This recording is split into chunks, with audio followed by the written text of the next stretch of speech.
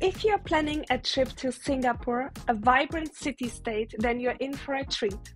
There's so much more to Singapore than just its mind-blowing and award-winning airport. With its stunning skyline, amazing food, and rich cultural heritage, there's something for everyone.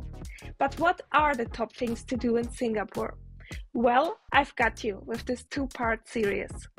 In this first part, we will be focusing on the Marina Bay and Gardens by the Bay areas, one of the most iconic parts of Singapore. And I will show you a secret way of how you can go up the famous Marina Bay Sands Hotel. But before we dive in, let me give you a little rundown on Singapore. This tiny island nation in Southeast Asia is known for its cleanliness, safety, and efficiency. It's also home to an amazing mix of cultures and is a growing economic hub. So let's dive right into the heart of the Marina Bay area. As our first stop in Singapore, we have come to do a walk around the Marina Bay area because this is the points and sites that you see when you think of Singapore. So why not start your trip right here with a walk around the bay? Taking a walk on the promenade provides stunning views everywhere you look. The skyline of Singapore makes the city look like it came straight out of a futuristic vision, combining a concrete jungle with lots of nature everywhere, making it such a unique place. Along the promenade, you will also find a range of restaurants and museums, as well as street performers and vendors, selling everything from souvenirs to snacks. That building behind me is the Marina Bay Sands Hotel. It's a 5-star luxury hotel and it's probably one of the iconic buildings that one associates with Singapore. It has a pool on the roof, which you can only access if you're a hotel guest. But one night in that hotel is not cheap at all. However, I'm pretty sure the views from there must be phenomenal. Next up is the Marina Bay Sands Mall, which does not only provide a shopping experience and air-conditioned way to cool down from Singapore's heat, but also features a wide range of dining options that cater to different tastes and budgets. One of the most popular food destinations in the complex is the food court, located on the basement level, which is home to dozens of food stalls that offer a variety of local and international cuisines. The gardens by the bay with these super trees look absolutely futuristic, and if you come here during the evening, it's even a better time because they will have lights on them and a show, and everything will look even more magical. The Supertree Grove is made up of 18 tree-like structures that are between 25 to 50 meters tall and are covered in over 160,000 plants and flowers. But it's the light show that really brings them to life.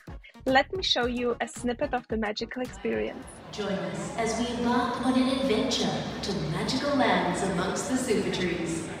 Tonight we present the Enchanted Woods. Pick a spot, grab your cameras, and enjoy the show.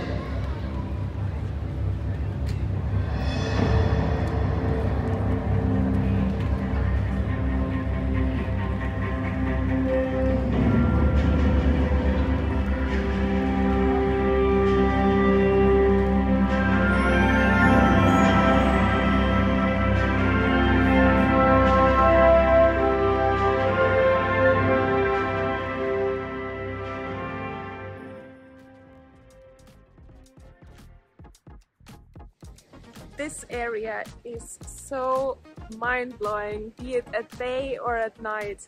There's so many ways to walk around here, be it in the park, on the water, on the bridge over here. You have literally a view from everywhere on something beautiful. The view on the Marina Bay is so special that we have been coming back here many times, more than once. So keep in mind that it's a very beautiful place and you will want to come back. The Marina Bay area at night is a spectacular sight. Everything is illuminated by the brightly lit buildings, stunning light displays, and dazzling reflections on the water. Together with the water and light shows, it creates a surreal atmosphere. One of the most iconic features of the promenade is the Merlion, a mythical creature with the head of a lion and the body of a fish that's become a symbol of Singapore. It stands at the mouth of the river and spouts water into the bay, creating a dramatic sight. Next up, we have the Singapore Flyer observation wheel. Standing at an impressive height of 165 meters, the Singapore Flyer is one of the tallest observation wheels in the world.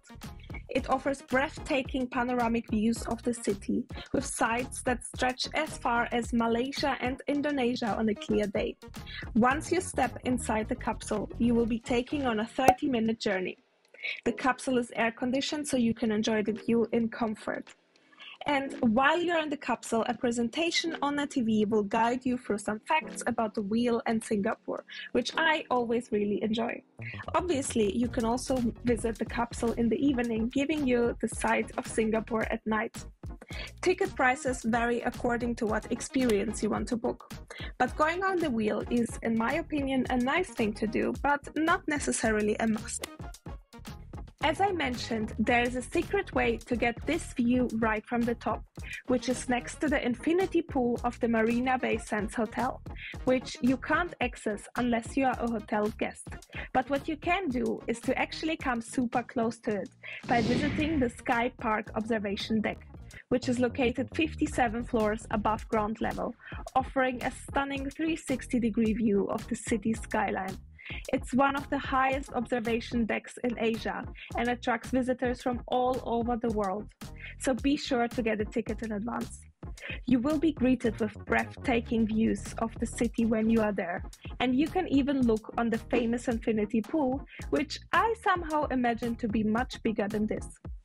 The perfect time to come, in my opinion, is for sunset to catch the view of both the day and night.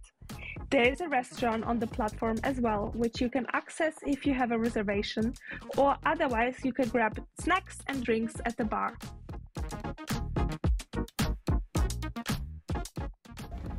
We have now found ourselves a nice spot to watch the show on the Supertrees at 7:45. A frozen Singapore sling, first time trying it. It's actually really sweet and nice. And now I'm just waiting for the show to start.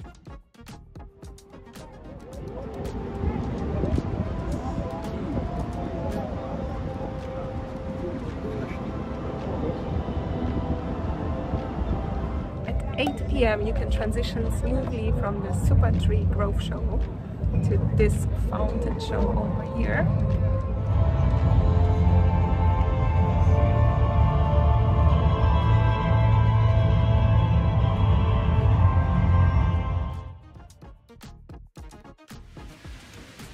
Cloud forest, and over here you have a massive indoor fountain and lots of greenery, so it is quite a contrast to the outside where everything is hot, modern, big buildings. You come inside here and you're in this tropical forest. The cloud forest is a massive dome that replicates the cool, moist conditions of a tropical mountain region and has a 35-meter indoor waterfall that is a centerpiece of attention. The way the cloud forest has been designed and built in this way that you take a lift up and then you walk down all this path, and all around it you have different kinds of stations, you see the waterfall and different plants.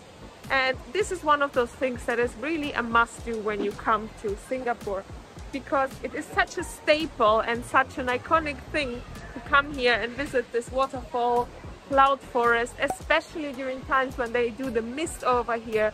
It is quite a unique experience, and really such an indoor garden. Where can you see something that of a scale? Now, in fact, the tropical experience that you get here and the variety of plants and different kinds of plants just give you the impression that it isn't actually real, but I did touch the plants, they are real, and it's just crazy to think about how much different life is here right now growing. The flower dome is located directly next to the cloud forest and is basically a massive area with lots of flowers and plants that you can learn about and have a walk through over here. It is very beautiful, however I was personally more impressed by the cloud forest. The flower dome is the second of the two domes in the gardens by the bay and is the largest glass greenhouse in the world and houses an incredible collection of exotic plants and flowers from all over the world.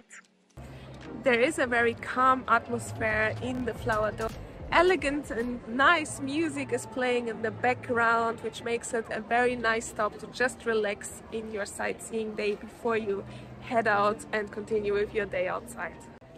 In fact, the flower dome is separated into different sections. For example, you have a Mediterranean flower section, you have an Italian section or an Australian section, and so when you walk through it, you know and you learn more about the flowers in that region.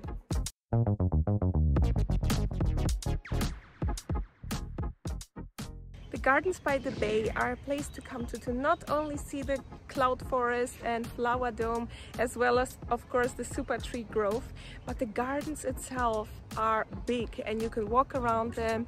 You see a variety of different kind of little parks, so take a map and enjoy the park itself as well. As I was walking through the gardens and was amazed by all the shades of green I saw, a family of otters popped out of the water and looked like they are thriving in this ecosystem. Finally, I saw my favorite emoji in real life. The area around the Gardens by the Bay is truly impressive, but Singapore has so much more to offer, which I will share in the part 2 of this series.